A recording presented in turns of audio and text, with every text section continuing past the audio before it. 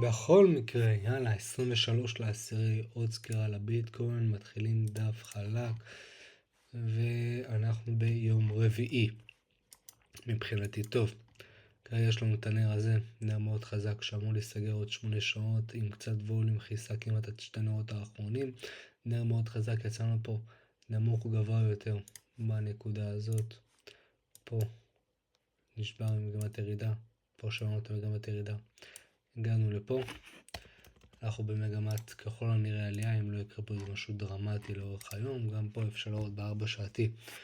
היה לנו פה איזשהו דשדוש מסוים, פרצנו אותו, ביצענו טסט, ועכשיו אנחנו בדרך לעליות. העלייה כרגע חזקה, בלי הרבה יותר מדי ווליום. אין פה איזושהי תוצאה שיורדת. מה שכן, כל האזור הזה הפך לאזור תמיכה שקיבל את זה לפעם אחת, פעם שנייה. לא הצלחנו בסוף להגיע לפה, שזה מה שציפיתי שיקרה, וקיוויתי שיקרה, כי היינו מקבלים מחירים יותר נמוכים. לא קרה, אבל לא נורא, כרגע נראה שאנחנו בדרך להציע לתוצאה, ועשינו את כל התהליך שהיה צריך כדי להציע לתוצאה הזאת. הנה אפשר לראות בבירור, תהליך אחד פה, עם ספרינג אחד, שקאוט שני שממנו המשכנו לעלות. פה יצרנו את ה-LPSים ברמה מדויקת. פה היה פה עוד שתי נגיעות לביו לתהליך הזה, מה שאומר לי שהיה פה אחלה טסט. ואם היה פה אחלה טסט, כנראה יש פה אחלה סיבה לעליות, והיה פה אחלה תהליך. תהליך עצמו לקח אז עד יציאת התוצאה, לקח יום ו5 שעות, אז כן נשים לב מעכשיו לדברים האלה. אפילו לקח נראה לי יותר מיום, רגע. התחלנו מפה עד שהגענו לפה, כן, יום ו5 שעות, סבבה. אז כזה התהליכים שקורים, היה לנו תהליך אחד של יום, וגם פה זה היה מקום תוצאה כזאת, כנראה גם פה נקבל תוצאה כזאת ואפילו יותר גדולה, כי בסוף כל הירידה הזאת הייתה צבירת מומנטום כאחד. כל הירידה הזאת עם ה-LPSY האלה עד לפה, צבירת מומנטום ראשונה, פריצה. הגענו לפה, פריצה, צבירת מומנטום שנייה, ועכשיו הפריצה האמיתית אמורה לקרות. מבחינתי כרגע מה שאני רואה למחיר נכון להיום, יש עדיין את האזור התנגדות הזה שכמובן לא באמת פרסנו אותו.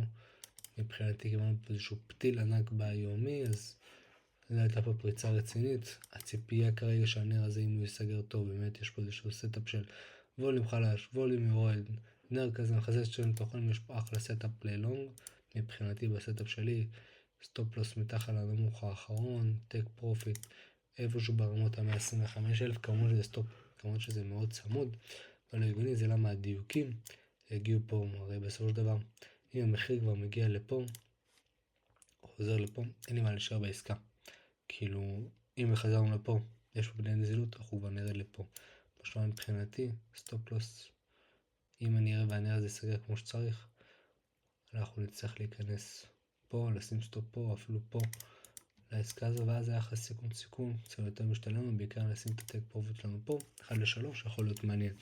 כרגע מבחינתי זה עדיין לא סיבה לכניסה לעסקה, אני הייתי רוצה לראות קודם כל את התמונת מחיר שתקרה לנו פה. אם תהיה פה איזשהו דישו קטן ולא נרד ישר למטה, מבחינתי זה אחלה סימן חיובי לזה שאנחנו נמשיך לעלות. אז אפילו הכניסה האמיתית שכנראה יכולה להיות טובה, זה אחרי דישדוש בדבר הזה, ניעור, ואז יצא לתוצאה. בטווחים הקטנים נראה, בואו נסביר את זה יותר טוב, ובטווחים הקטנים מה שאני מצפה שיראה המשיך עליות, לא מקבלים איזשהו ניעור חזק למטה, לא ולא, אנחנו נקבל פה פשוט דשדוש על הרמה, ניעורון קטן, איזשהו אזור ערך שהוא כנראה יהיה לנו פה, וממשיך לעלות לשם ופה.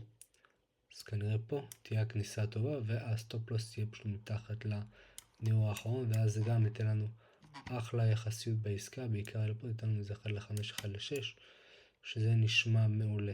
אם באמת זה מה שיקרה בסופו של דבר, זאת הציפייה.